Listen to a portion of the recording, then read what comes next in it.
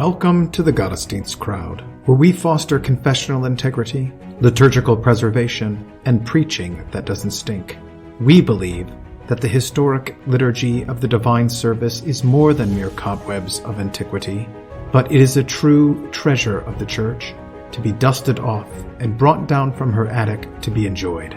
So let's get dusting. Welcome back to the Gottesdienst crowd. This is Jason Braaten, your host. Today we have back with us Heath Curtis. He is the pastor of Zion Lutheran Church in Carpenter, Illinois, and Trinity Lutheran Church in Warden, Illinois. Welcome back, Heath. Thanks, Jason. Good to be here. So I wanted to discuss with you today the goodness of being on a team. And it seems as though in our current climate and in our current culture, particularly men, they have gone away from operating as teams. They're either in competition with one another as a loner, or they're in competition with one another that doesn't really build each other up in the way like Tom Sawyer and Huck Finn would, or in the way of Gilgamesh and Kidu, that their competition made one another stronger, and it put them into a nice hierarchy so that they could work better as a team. And it doesn't seem like we're operating in that manner today. And why is that? Yeah, I guess we should speak most about what we know best. And so I'm going to speak from the position of a Lutheran clergyman. I do think this applies. I think what you say in general applies to men in general in America in general. Yeah, I do think there is, the forces of isolation and cutting out specifically male space. And all this is ground that I don't know if you've covered on your show before, but certainly it's been talked about a lot since, Putnam put out Bowling Alone. Mm-hmm. And, just the kind of decline of those. I think he's the one who coined the term, third spaces, places that are not home and they're not work. What else do you do with your life? And there used to be, card club and bowling and the VFW and the Elks Club and the Lutheran Layman's League and all the other third places that you used to go to. And that's shrunk amazingly in American life. We could do more, big books on American culture. This is also kind of entertaining ourselves to death. That the demise of those third places is largely because I can do everything I want at home. All the major sports teams, even before the COVID craziness, were having problems selling tickets because why would I want to get in my car, drive to the game, spend $25 to park, walk 30 minutes to the stadium, sit there when I can sit at home, have my 70,000-inch TV, all my beverages at my elbow, my remote control that operates via my voice, et cetera, and so forth. Yeah. So that's there's a lot in that big discussion, but given the target audience of your podcast and my own life, I'm just going to approach this from my job as a Lutheran clergyman. And so the first thing is, I think building on the stuff from Putnam and other guys, is that this also applies to the clergy. I don't hang out with my colleagues in the ministry near as much as previous generations did, and I don't depend upon them for my social circle, I think, near as much as previous generations did. And this varies. My impression between me and my friends is that this varies in the different areas of the country that you serve in. But as you know, the natural grouping that we have in the Lutheran Church Missouri Synod is the Winkle, local pastor group that's typically between 7 to 20 congregations, form a circuit, and then colloquially this is called a winkle from the old days when these groups would meet in a corner or a winkle at the general pastors conference. The guys within a certain radius of each other would go and have their own meeting. And so these typically we meet during the 9 months of the year that the kids are in school. I think most circuits in the Missouri Synod do this, and we get together and we're supposed to have a meeting. We have a little worship service, might be the divine service, might be matins. We have lunch together and discuss things. And I really like my Winkle. We've always gotten along well. We do those meetings, but we always feel rushed. We've never had a meeting where everybody's there. We do talk about some good topics.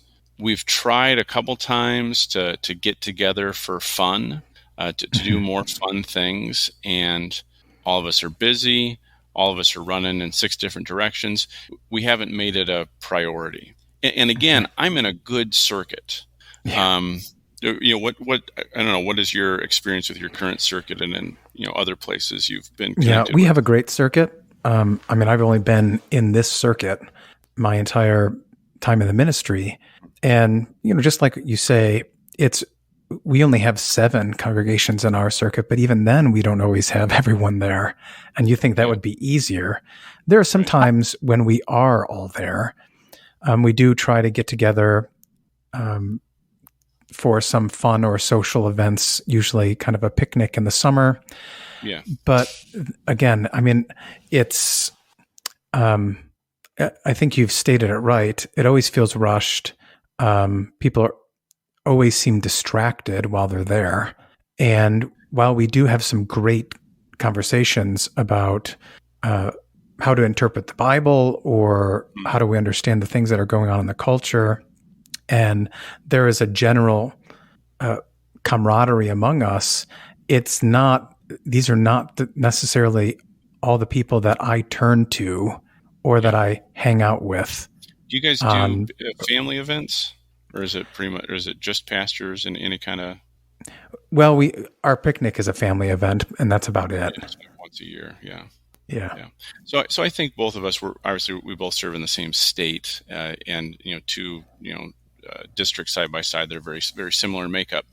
In my travels for the stuff that I do for the synod with stewardship, I get to see guys across the country, and I know of circuits that do more. I certainly know of circuits that do less. And so my gut feeling is that that you and I serve in probably better than average circuits, and even that we both feel that there's something missing. We hear stories of the generations before us that every month this was a huge thing. Everybody was there. Maybe every other month we brought the wife and kids. It was an all-day affair. I think those places are fewer and farther between. Mm-hmm. So that's one angle to this. I think there's less time together. But again, you're talking about being on a team and being in competition.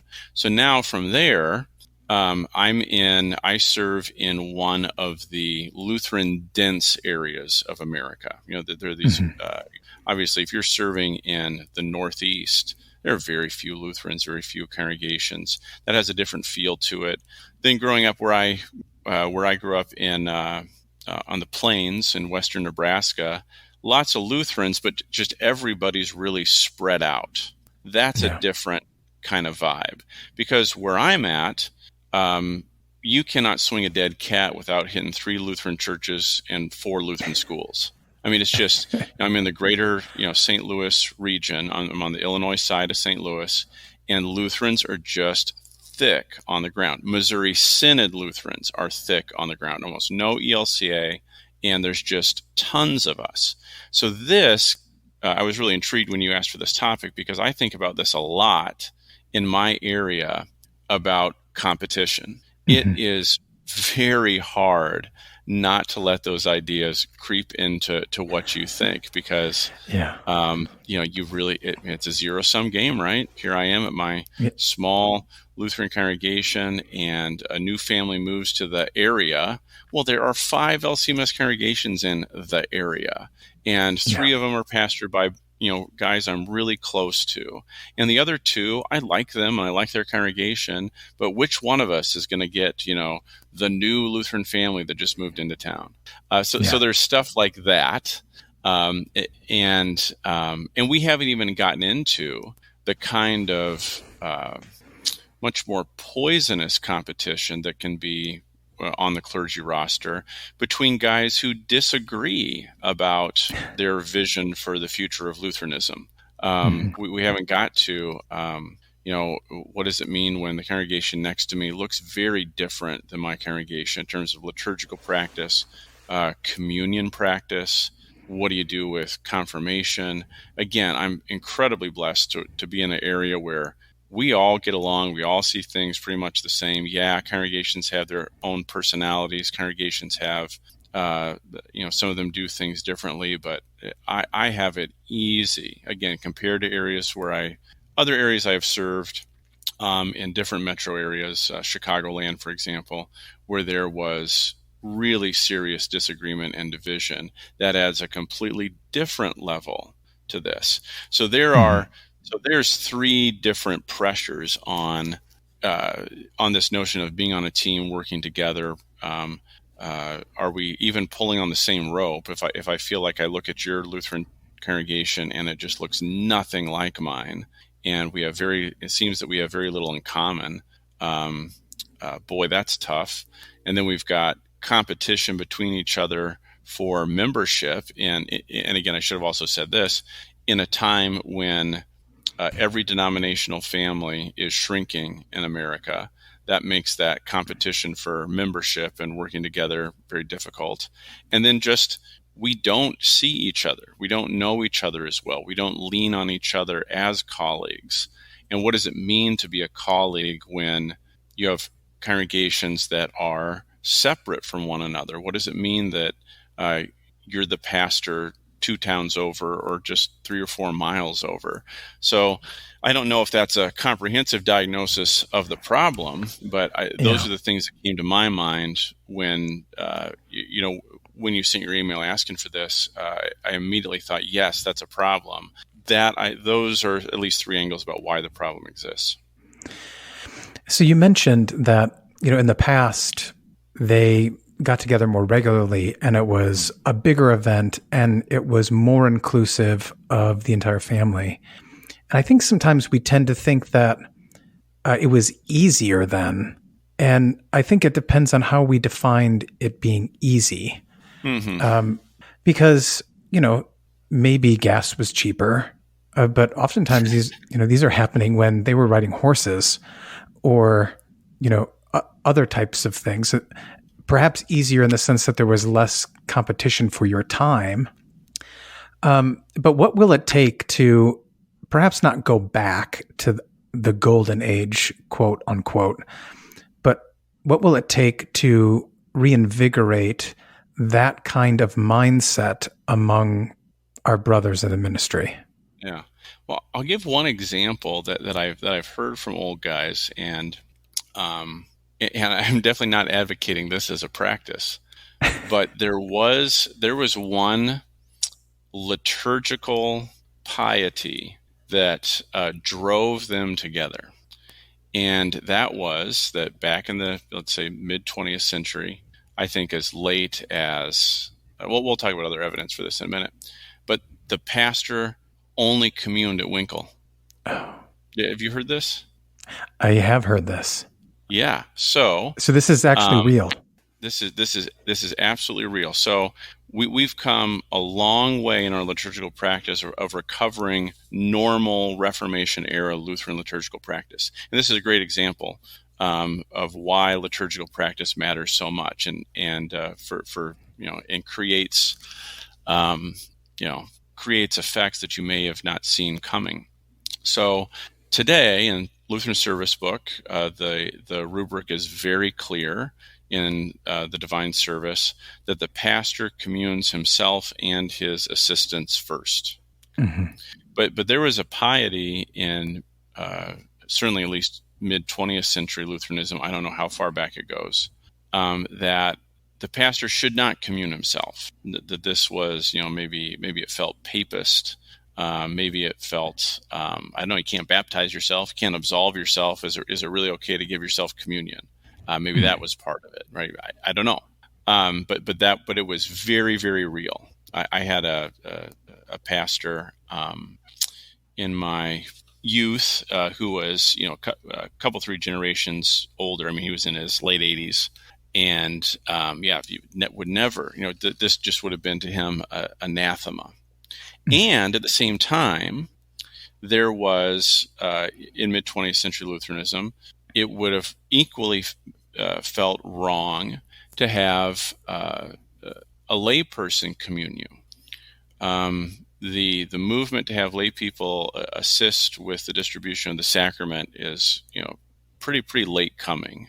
Again, I haven't read any, good historical studies of this, but again, based on my anecdotal evidence of talking to these guys and based on their ages and stuff, I'm going to say it's really not till, I think it's a Vatican II thing. I think Vatican II ushered into not only Roman Catholicism, but Lutheranism, Methodism, Anglicanism, this huge lay liturgical movement. And so let's just say, for the sake of argument, that before 1965, lay people were just not assisting with the sacrament. So the pastor could not commune except at Winkle, where he could go to the circuit meeting and the host pastor would have the communion service and then all the preachers could take communion together. And again, I think that was a false piety. Those guys were being pious. They were trying to be pious, but I think it was an ill-informed piety. And I rejoice that as a synod we've recovered Reformation era practice. And, the normal thing is right there on the page in LSB. That's wonderful. But there you go. That did drive them to want to be together. And so maybe what we need to, and I know this is a topic that you guys have explored quite a bit, both in print and live presentations on this podcast, is, do we really think we need to hear sermons? Right? Yeah. Do we really think we need to receive absolution? Writing sermons is fun. Delivering sermons is fun. I think most guys who, survive in the ministry, to actually make it, into their career, you survive 5 or 6 years in the ministry, you probably like preaching and you're probably pretty good at it. But do you think you need to hear sermons? Can you listen to a sermon without just being, can you actually be a person who needs to receive the word and not just sit over in competition and judge your brother for the way he's handling the text? Right. And so maybe this is a way to recover, because we need, like you said, I don't think it was necessarily easier for guys in 1975 or 1955 to get together for Winkle. It was probably just as difficult. They were just as busy, if not more busy than you and I are. But they had, as part of their piety, man, I need to go to Winkle because I need to receive communion. How about I need to go to Winkle because I need to sit in the pew. I need to hear the word read to me and preached to me. Maybe that would be a place to start to encourage us to get together better. Yeah. What else is Winkle for besides that? I mean, there are other things that happen there that are necessary for building us up. Do we even see being on a team as necessary anymore? Yeah. I want to take that idea of building each other up and what that means. Sometimes it's just straight up encouragement. I think that's what that term means in colloquial English. If I'm going colloquial Christian English, if I'm going to build you up, it means that I'm going to say encouraging words to you and whatnot. But I think the times that I have been most blessed in my experience, again being in a good Winkle, is we're talking about some difficult issue. Controversial issue, either that's come up in our Winkle or the church at large is dealing with, or a societal issue, and to hear another brother articulate. It always comes down to the other brother is articulating, guys, we need to do the right thing. And often that's after another brother has kind of said something kind of wavering. Well, maybe we could. And then another guy's like, no, here's why we need to stick to our guns. And to hear that aspect of being on a team, again, a constant controversy within not only our denomination, I think, but any denomination that practices, biblical closed communion. I'm sure priests in diocese Roman Catholic diocese have similar discussions. There's always a temptation to let something slide or to not, teach this as vigorously as it could. I mean, so there's just a common thing that gets talked about a lot at Winkles, I think. And unfortunately, in some of those really conflicted Winkles where congregations are just completely at odds with each other, it can be very destructive. But if you're in, a group of guys that, are teaching together what your synod teaches, it's really important to hear that. But it's not only that issue. It could be on any number of issues, something that's been controversial locally, or one of the brothers, elders, are giving him a hard time on whatever topic. It's just good to hear the other. So building somebody up is not just, we're not a mutual admiration society. It's looking each other in the eyes and hearing another guy, say, I just think you need to stick to your guns. It's going to be okay. We got your back. So it's not, oh, you're such a good pastor. It's actually, we're going to be on your team. We'll stand with you. We're doing the same thing. We're fighting the same battles. I know sometimes it stinks. Those are probably the things that I've enjoyed most in Winkle. And right up behind that would be, I just learned things from these guys when we have, because not everybody is equally as well read on different topics and in different areas. So, in our Winkle, I end up reading a lot of old systematic theology because I do, some assistant editing for CPH for the John Gerhardt volumes. So, I bring that to the table. But there's another guy in my Winkle, sadly, who's leaving us for Nebraska, who is like the most well-read guy on modern, contemporary, deep thinking literature that's connected to, thinking American culture. Man, he'll pull stuff out and quote stuff that I don't read. I tell myself I don't have the time to do that. I'm certainly not doing it. And then there's, the guy who's, been doing this for 30 years, and he's got his ideas and experience to draw on that, a lot of us, we haven't been near as much around the block as he has. So that, again, one thing that makes you a team is that people are bringing different strengths. Whatever team you're talking about in sports, right? There's specialization, and it's the same with Winkle Brethren. Yeah. You mentioned about when there are disagreements and discussion, when that takes place, it seems as though we have an expectation that in our discussions there would be no disagreement, and that we have an expectation that it would just be like a cheerleading party of building up. And so our expectations going in are wrong, instead of thinking that someone else might have something else to say that I could benefit from. And even just a lack of that kind of mindset can be destructive for actually being a team in the place where you are. Yeah.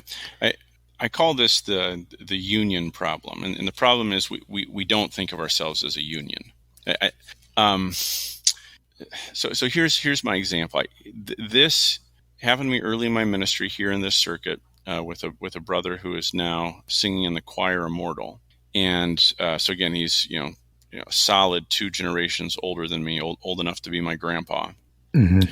And we did not share a vision for the future of Lutheranism. And one day at the Winkle, this was in the days when many of us were working toward reversing the 1989 Wichita lay ministry stuff. And, thankfully that all happened. We were talking about this in Winkle, and this brother, who was also the circuit counselor, because they were circuit counselors at the time, not circuit visitors. He was circuit counselor, and, I said my piece, and, I was sub 30 at the time, and I probably said it more abrasively than I could have said it. But then he got hot, because he was at Wichita in 1989 and made sure to tell us all that, and why, this is why we did this. And I mean, I mean, I don't think I raised my voice, but I don't have to raise my voice to be, a very, incisive jerk, right? So I think I was Yeah. kind of an incisive jerk, and I tempted him to lose his temper, and he did. And it was very clear that, we were not getting along. Well, lo and behold, here a few months later, the district had mandated that the DP visit all the congregations, pastors and board elders. But then they gave him the out, of course. I mean, that's a lot of congregations. And so they gave him the out that he could, I don't know, delegate half of this to the circuit visitors and vice presidents or something. And well, mine was one of the congregations that got delegated to the circuit counselor.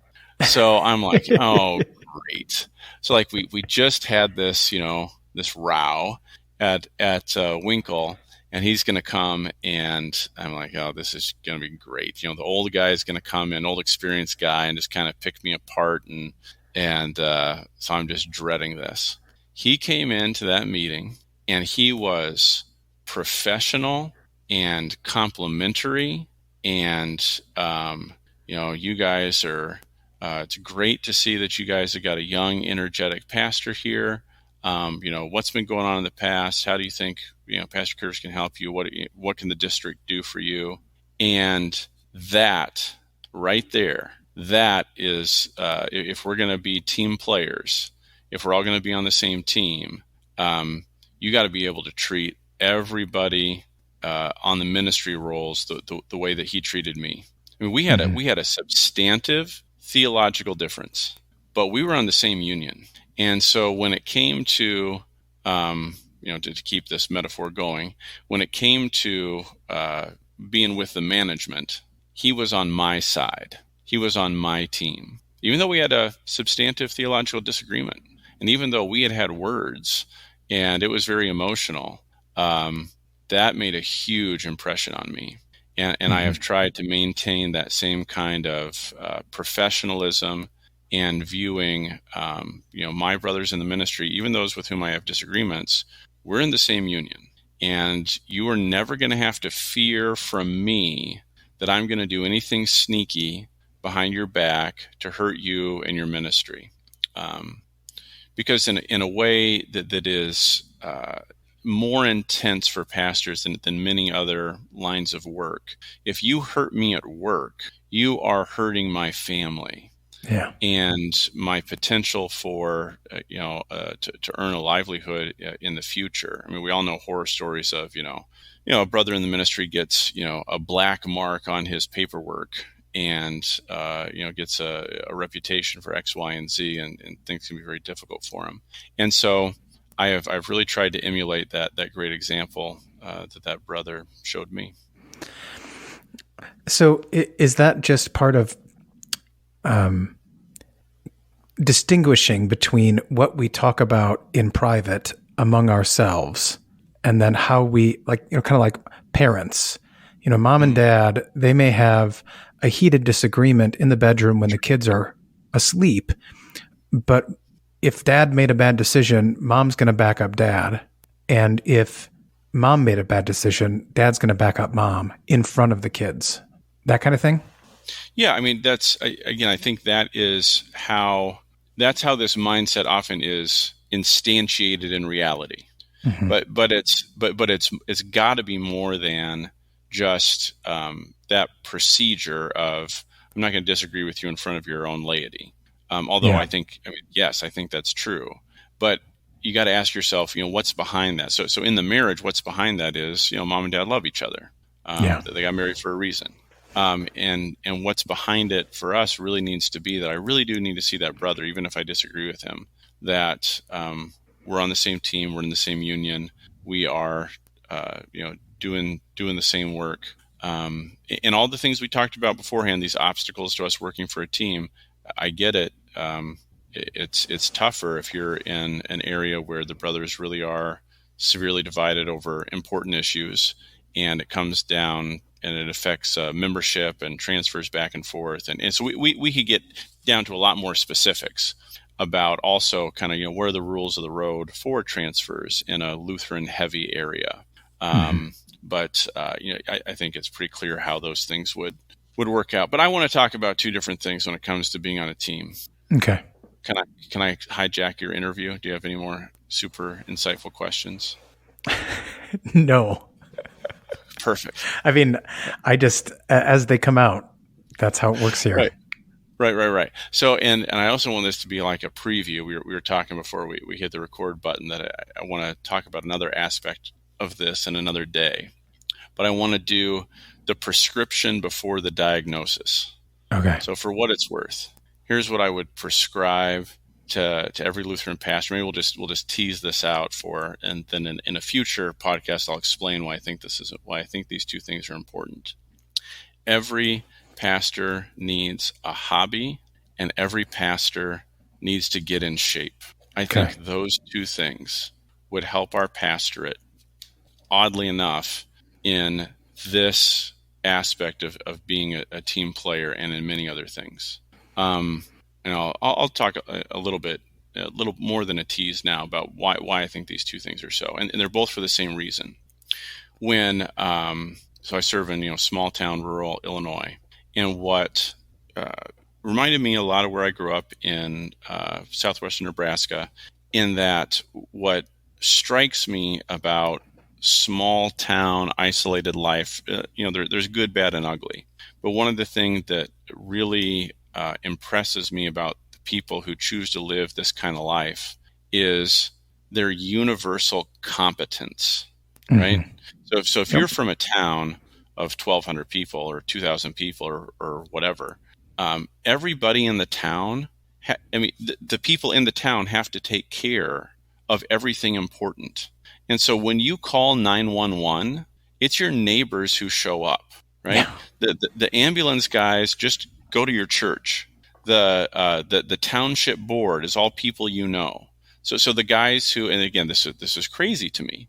There are no experts who build roads in a rural township Illinois. It's just all guys you know, and they have to learn how to build roads.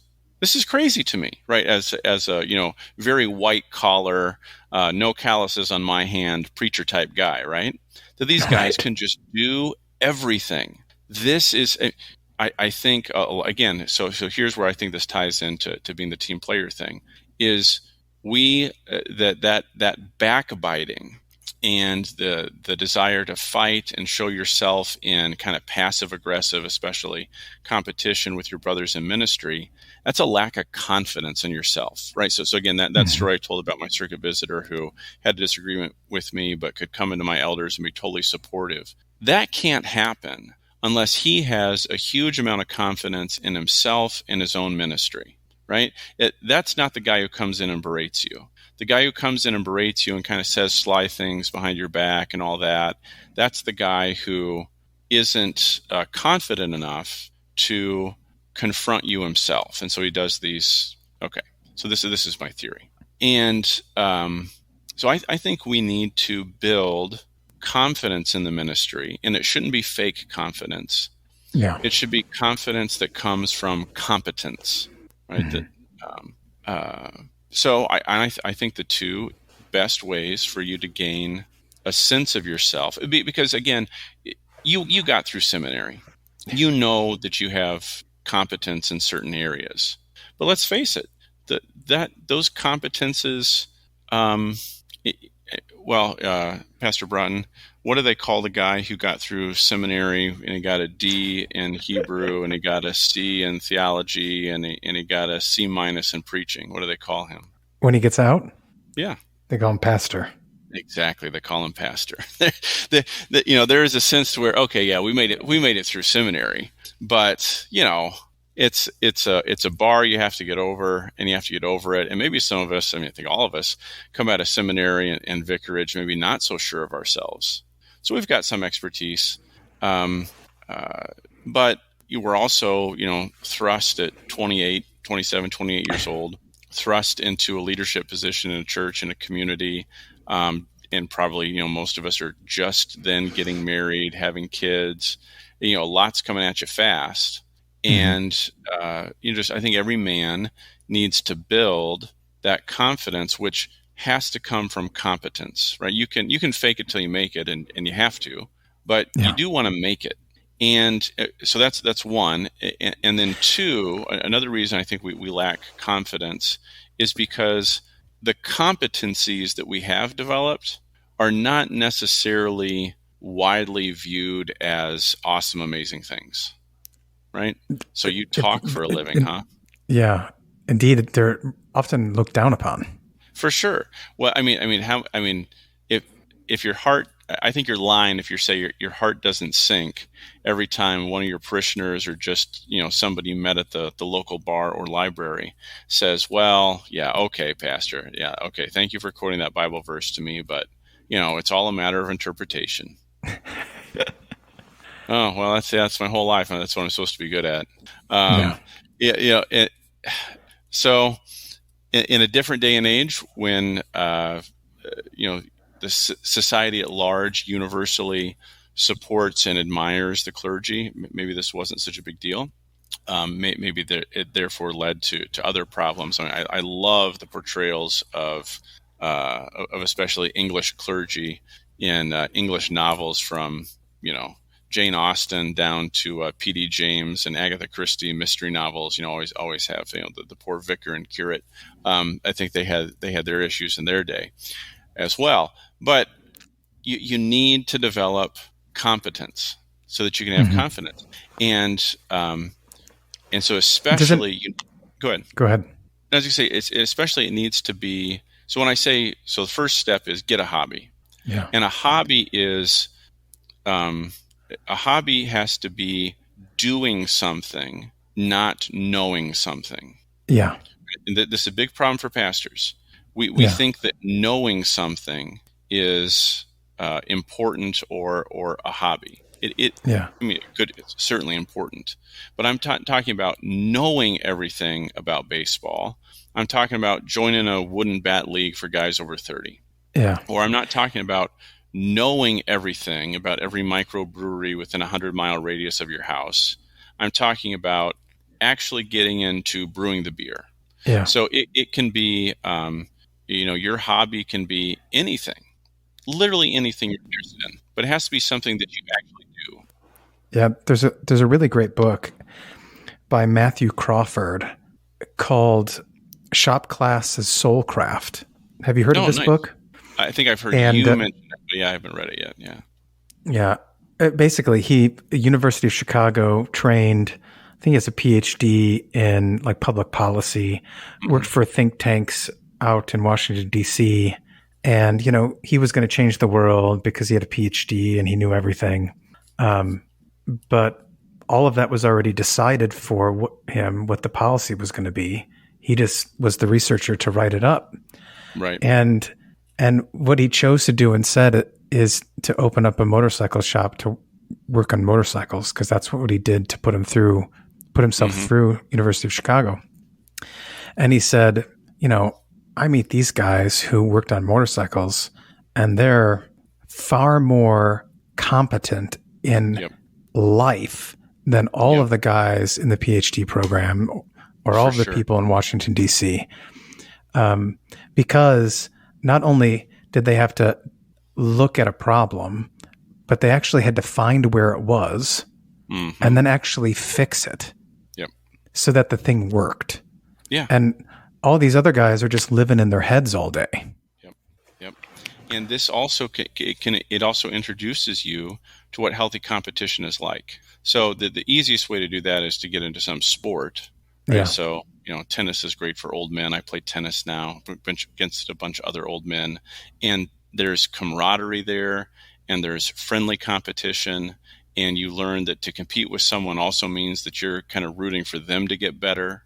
But I also want to say, though, that this is not we're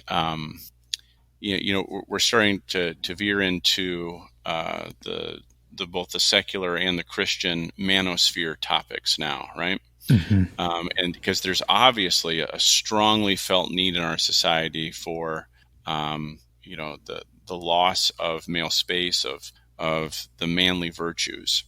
And again, I want to have another podcast where if you'll have me back, where we'll talk about that in some more detail. But I want to make sure to mention here that this is not about get more macho. Yeah.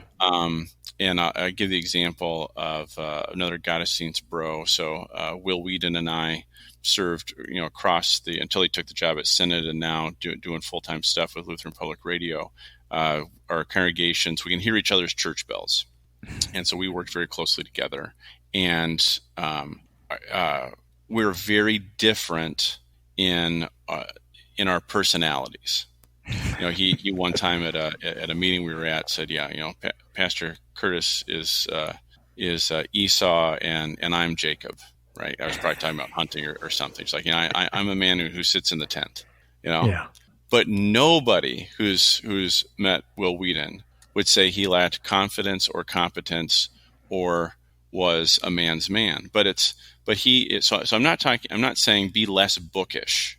Yeah. I'm not saying, if you got into the ministry, you probably are a very bookish guy. But I'm saying you can't be only a bookish guy who only collects information, collects facts, without doing something out in the world that changes the world. In fact, I'd even go so far to say this. So I said, hobby is not knowing everything about beer; it's brewing beer. I would even say, if you really want to be into archaeology, it's not a hobby until you volunteer with your local university to go do a dig, or until you become a real amateur in the true sense of the word as it was coined in the Victorian age, that you write an article. Right? Yeah. So words can absolutely be a hobby, but they have to be something you actually do and produce, not merely something you absorb. So I'd even say it's not just knowing everything about Walt Whitman, but it's getting a poem published in American poetry. That counts. Right? That's a hobby. So developing competence via a hobby, and this just has tons of other benefits for pastors in general. All the benefits that go with relaxation and having something else that you can think about, I think, go double for a pastor's need for stress reduction, because we live so much between our ears. Yeah. So you're saying it's not a passive thing; it's an active thing, that you're building a skill, whether it's woodworking or, as you said, some sort of sport. It's not just something that you passively take in as you read about it and then you become knowledgeable about it, but it's something that you actually put into practice. Yeah, that you create. That you create and change the world in some way with your actions. That's what makes it a hobby. And then this goes into the second one, and that is, I think it's really important for preachers to get in shape, not because like I'm shilling for Concordia Health Plans to bring down all of our premiums, although that would be great, but because and I think this is why when St. Paul talks about sanctification, these are the metaphors he uses, right? He uses the metaphors of athletics and military service, and both of them are about. So you want to change yourself, right? I mean, this is what sanctification is about. You want to work with the Holy Spirit and the powers He's given you to grow more and more in your faith in Christ. How are you going to say no to spiritual temptations when you can't say no to the extra piece of cake? Yeah. How are you going to, right? This gets into all kinds of, we can see this all through Christian, I think medieval Christian practices that we would condemn. That there's certainly aspects of this to the various ascetic movements within Christianity that Lutherans, I think, would rightly look askance at. But don't throw the baby out with the bathwater. It's if you want to develop competence, there's and I bet everybody listening can think of somebody in their life who's just became a different person when they got rid of some terrible habit, or got themselves in physical shape. And what you saw there was the creation of confidence through competence. I applied myself. A guy again that I've served halfway across the country. I see him once a year at a conference, And so, I come back, 1 year to this conference, and there he is, and he is always a funny guy, always a great guy. Loved hanging out with him. Smart, good pastor. And he comes back 1 year, and he's seriously shed like 100 pounds. Wow. And I'm just like, man, what happened? What did you do? And he was the same funny, he's the same smart, he's the same good guy, but there is just a different look in his eye, right? And a different way he walked around the room. And it's not because, right, all of a sudden he's Brad Pitt, right? It's Right. It's not even about numbers on a scale or numbers in the weight room. It is about he set a goal for himself and he did it. Mm-hmm. That is huge. And the truth of the matter is, dealing with that physical reality is easier than conquering my temper, right? Is easier than conquering my lust. So it seems like, this is kind of the reason why we give things up in Lent, right? Because we're practicing on the easy stuff, so that hopefully, this makes us, hopefully it'll have some effect on us doing the big stuff. And I'll finish his story. I'm like, man, what was the big plan? What did you do? He says, I eat the same 3 meals every single day. And so that was perhaps an extreme version of what I'm talking about. The absolute application of competence to a situation is like, all right, this is the nutrient balance I need every day. Why change it? Let's go. Yeah. Yeah. Amazing. This is, this kind of mental fortitude is a big topic. You said in the manosphere, anywhere from what Jocko Willink or David Goggins, these Navy SEAL types who come out and just say, look, it's like 90% mental. And if you can... Well, and for those guys, and Cameron Haynes too. Cameron Haynes has a new book out. Oh, that's right. And, he's been around, and I like that guy because he's a hunter, right? But for all those guys, Jocko and Cameron, it's 90% mental and 85% steroids. So we don't want to give them, we don't give them too much credit. I like the guys in that fitness realm who are brutally honest. One of them, he got to start doing crazy stunts on TV. Joe Rogan. No. Joe Rogan is very honest about it too. But this is the quote I'm going to give is from Juji Mufu. And he was on American Ninja Warrior and all this stuff. And he did a video and talking about his, nutrition and everything. And somebody criticized the video for saying, hey, man, yeah, of course you're recovering. You're obviously on gear. And, don't give us the impression. And he commented and he said, listen, I didn't mean to give that impression. These are, my video is about general nutritional stuff, but of course, I'm as natural as your microwave. So I'm definitely have some advantages. And so that's a good segue into, hopefully you and I can do another hour where because I want to take up one of these big topics that's going to link back to your idea of being on a team. And that is how do men relate to each other in different contexts.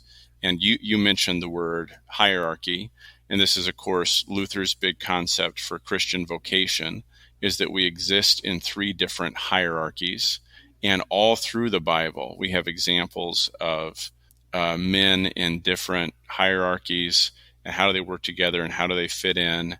And I think the general interest in the past decade in, out in the world of the Christian manosphere, I wish there was a less stupid name for this, but I think there's been some good stuff said.